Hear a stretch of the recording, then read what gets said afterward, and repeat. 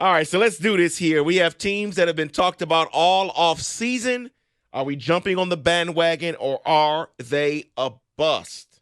Let's start in the ATL with a new quarterback and a lot of everything on defense. Let's talk about the Atlanta Falcons. Bandwagon or bust? Bandwagon. The only thing missing from them winning 11, 12 games a year the last few years has been even adequate quarterback play. Adequate. Right. And I will jump on the bandwagon once the real quarterback becomes their starting quarterback. You with this Penix stuff. You can't admit that Kirk Cousins will be good for them this fall. Come on. I know Penix went to the wrong place, but Jesus. Man, because if I do that, I'll be labeled a Sparty. So. RV. No, Costa, please. I wish there was a middle ground, David, but you didn't give me that. So I'm going to have to go bust until you show me that you can actually win. Yes, Mike, they have everything every year. They're that sexy pick. Except a quarterback. And they fall on their face. But they have a quarterback now. Cousins is good enough. They should win that division. Agree? What a ripping endorsement. You are good enough. I'm Batman. Thank you, Jim. Let's move over to the green and white. No, not them. We're talking NFL. It is the Jets. Bandwagon or bust? Bust.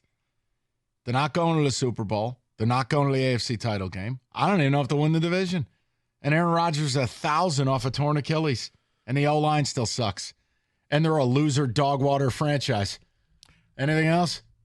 I would say this, David. They're closer to bandwagon simply for the fact they have a top defense. And if you could just play average football, that defense can do enough to carry you in games. It reminds like the old Ravens defense where they were the real leaders, and you just tell your quarterback, don't turn the ball over and just let us handle the rest. Let's move over to the NFC North. They have a rookie quarterback, but they went out and got Keenan Allen. They went out and got Adunze. Just go ahead here. This is where I turn into the piñata for the whole city. Bandwagon. The Chicago Bears. Bandwagon or bust? I think they're going to flirt with being 500.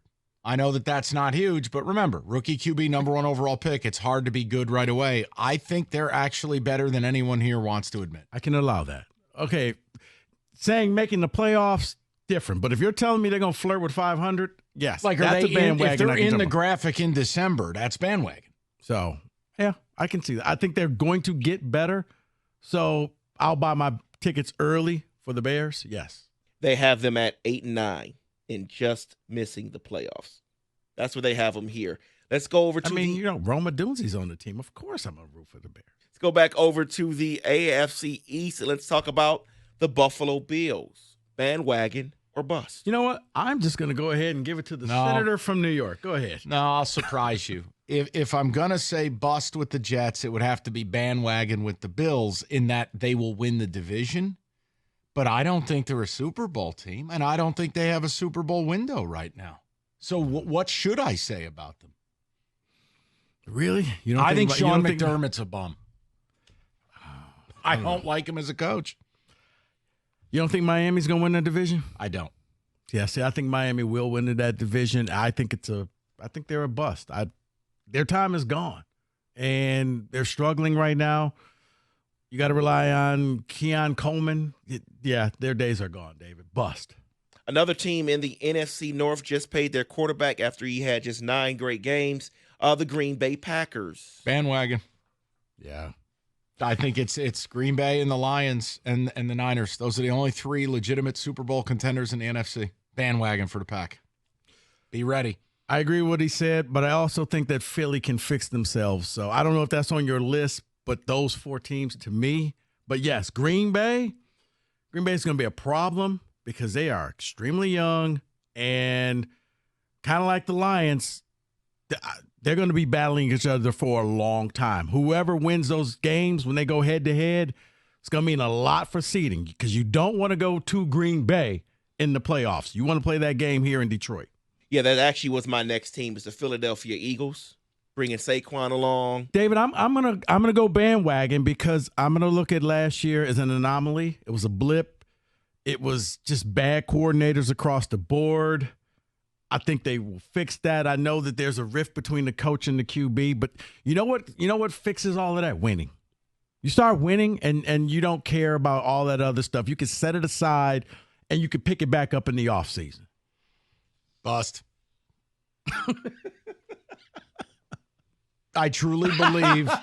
I love it. I truly believe Nick Sirianni's brain left town when Steichen and Gannon left town. No.